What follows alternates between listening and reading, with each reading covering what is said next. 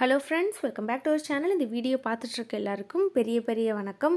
நிறைய வீடியோவில் தொடர்ந்து நான் சொல்லக்கூடியது என்ன அப்படின்னா, ஃபிசிக்கல் ஆக்டிவிட்டி ஏதாவது ஒன்று ரொம்ப ரொம்ப ரொம்ப ரொம்ப இம்பார்ட்டண்ட்.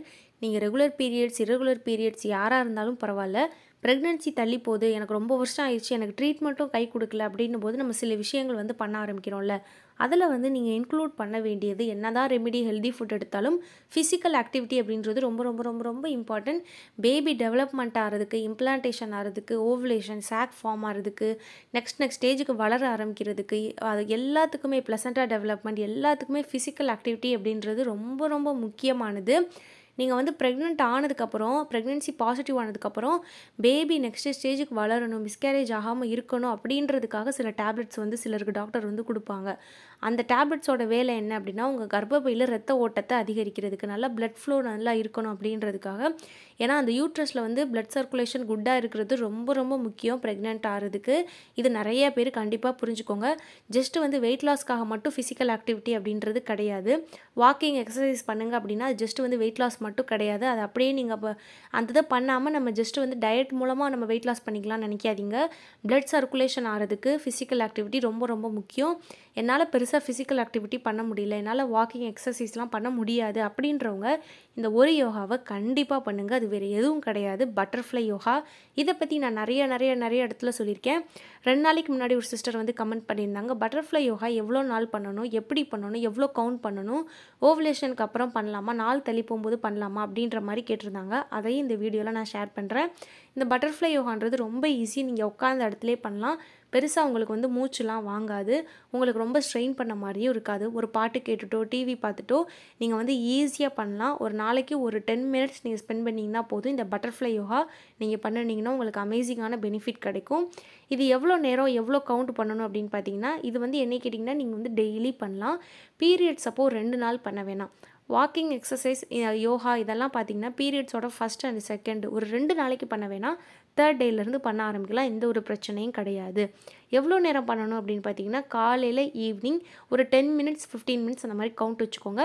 டைம் விட நீங்கள் எவ்வளோ கவுண்ட் பண்ணுறீங்க, எவ்வளோ நேரம், எத்தனை முறை அந்த யோகா பண்ணுறீங்கன்றது தான் இம்பார்ட்டண்ட்டு. நான் ரொம்ப நாளைக்கு முன்னாடி ஒரு வீடியோ அப்லோட் பண்ணியிருந்தேன். ஒரு சிஸ்டர் ப்ரெக்னென்ட் ஆனவங்க, அவங்க சொல்லியிருந்தாங்க பட்டர்ஃப்ளை யோகா எப்படி பண்ணேன்னு. ஒரு நாளைக்கு நான் 1000 டைம்ஸ் பண்ணேன். காலையில் 500, ஈவினிங் 500 அந்த மாதிரி பண்ணேன். பீரியட்ஸ்க்கு ஒரு 10 நாளைக்கு முன்னாடி நான் என்ன பண்ணேன்னா, அதை 500 கம்மி பண்ணிட்டேன்.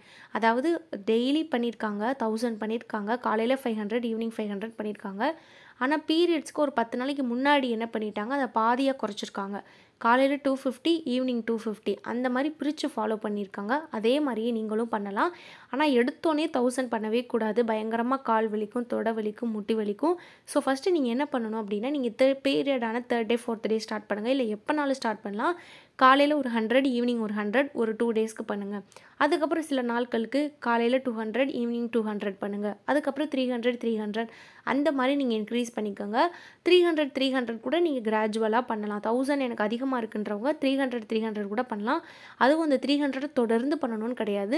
ஒரு 30 பண்ணுங்கள், ஸ்டாப் பண்ணுங்கள், திரும்ப ஒரு 30 பண்ணுங்கள், ஸ்டாப் பண்ணுங்கள். உங்களால் எவ்வளோ முடியுதோ பண்ணினா போதும். எடுத்தோடனே நிறையா பண்ணுறது கண்டிப்பாக கஷ்டம். ஸோ கொஞ்சம் கொஞ்சமாக ஸ்டார்ட் பண்ணுங்கள். கண்டிப்பாக இது உங்களுக்கு ஒரு ஹெல்ப் உங்களுக்கு ஒரு ஹெல்ப் பண்ணும். உங்களோட யூட்ரஸ்க்கு பேபி ஃபார்ம் ஆகிறதுக்கு, பேபி இம்ப்ளான்டேஷன் ஆகிறதுக்கு நீங்கள் தொடர்ந்து பண்ணீங்க அப்படின்னா அதோட ரிசல்ட் உங்களுக்கு கண்கூட உங்களால் பார்க்க முடியும். உங்களோட பீரியட் சைக்கிள் குட்டாக இருக்கும். உங்களுக்கு ப்ரெக்னென்சி ஃபார்ம் ஆகிறதுக்கு, பேபி ஃபார்ம் ஆகிறதுக்கு ஹெல்ப் பண்ணும். ஸோ தவறாமல் ஃபாலோ பண்ணுங்கள். ஓவலேஷனுக்கு அப்புறமும் பண்ணுங்கள். ஆனால் கவுண்ட் கம்மி பண்ணிக்கோங்க. நீங்கள் ஓவலேஷனுக்கு முன்னாடி, அதாவது அந்த பீரியட்ஸ் ஆகிறதுக்கு அந்த 10 நாளைக்கு முன்னாடி பண்ணுற அளவை விட பாதிக்கு பாதி கம்மி பண்ணிக்கோங்க ஓவலேஷனுக்கு அப்புறமா. நாள் தள்ளி போகும்போது பண்ணலாமா, நாள் தள்ளி போகும்போது தாராளமாக பண்ணலாம். அதே மாதிரி நீங்கள் ஆல்ரெடி கம்மி பண்ணிட்டீங்களே, அதையே நாள் தள்ளி போகும்போது கவுண்ட் பண்ணுங்கள். ப்ரெக்னென்ட் ஆகிட்டதுக்கப்புறம் பண்ணலாமா, ஆனால் ஒன்ஸ் ப்ரெக்னன்சி பாசிட்டிவ் ஆயிடுச்சுன்னா தேவை கிடையாது. இது பண்ணுறதுனால பிரச்சனை கிடையாது. பட் கொஞ்சம் நாளைக்கு தேவையில்லை, ரெஸ்ட்டில் இருக்கிறது நல்லது. ஸோ கண்டிப்பாக நீங்கள் பண்ணக்கூடிய ரெமிடி அண்ட் ஃபுட்டு கூட இதை ஆட் பண்ணிக்கோங்க.